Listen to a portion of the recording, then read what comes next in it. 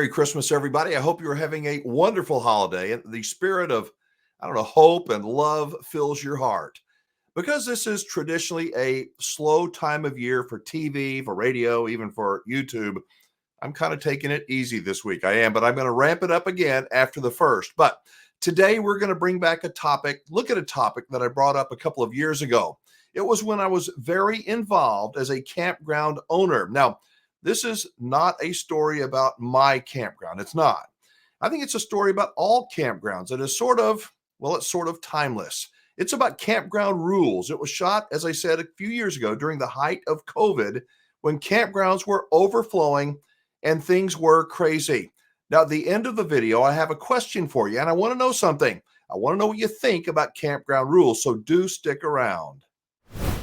Hey everybody, I'm Alan Warren, the RV Wingman. Welcome to another Be a Better Camper video designed to help you look through the eyes of campground owners in hopes that you will see things that you can do to improve your behavior in a campground so everybody around you can have a more pleasant experience. My wife and I own a campground in Central Texas. The stories that we tell are real stories. They're authentic stories that happen right here in Central Texas, but things that happen at our campground, they happen all over the country. So welcome to this video. Now, if you've seen a bunch of these videos and you read the comments, most folks are pretty supportive, I think. They're pretty understanding of what we go through and campgrounds all over the country go through. But there's some people that say, hey, Wingman, you are just too wound up. You need to chill. And, if you just chilled, everything would be fine. So this video really is for you. I got the short story is I'm not going to chill. I have been a lifelong camper. I've enjoyed camping and the outdoors, the people who do it since I was a baby.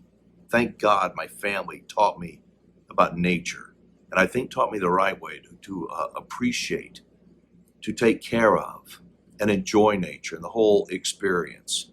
And that when the opportunity for my wife and I to buy a campground in Central Texas came about 8 years ago, we jumped on it because it was a dream come true.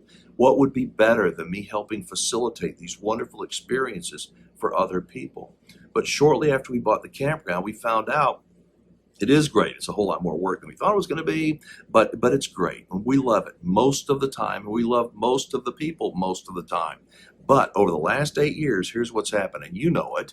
More and more people are RVing today than ever before. That's good for business. It's not necessarily good for an atmosphere. I believe that campground atmosphere has changed through the years, specifically over the last 3 or 4 years. Since this COVID thing, it's changed a lot.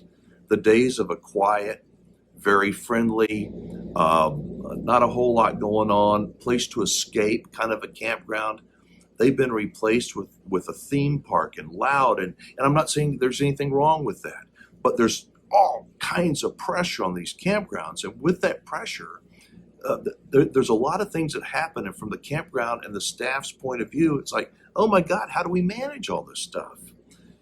I believe that we have to be taught what, Aristotle said that give me the boy until he's 7 and I'll give you the man.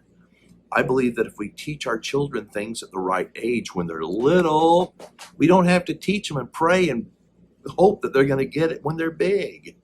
And so to ignore bad campground behavior, to allow bad campground behavior to just happen, maybe if we just leave them alone, they'll stop drinking so much. How's that working out for you? Maybe that's the only time they're going to cut through our site. I don't think so. The people who don't get it, whether it's intentionally they don't get it or they just truly, they don't have a clue about campground etiquette, they don't get it. To not do anything, to not say anything is not going to be helpful. I mean, do you agree? Do you not agree? But what do you do? Especially when it's late at night. People have been drinking all day, drinking all afternoon, big group of people, and you're camping right next to them or a couple down. They got lights on like a Friday night football game, a high school football game. They got music blaring up, they're cussing, telling dirty jokes, and all you're trying to do with your family is sleep. Is that too much to ask? But what do? Do you confront people? Here's what most people do. Most people call the campground.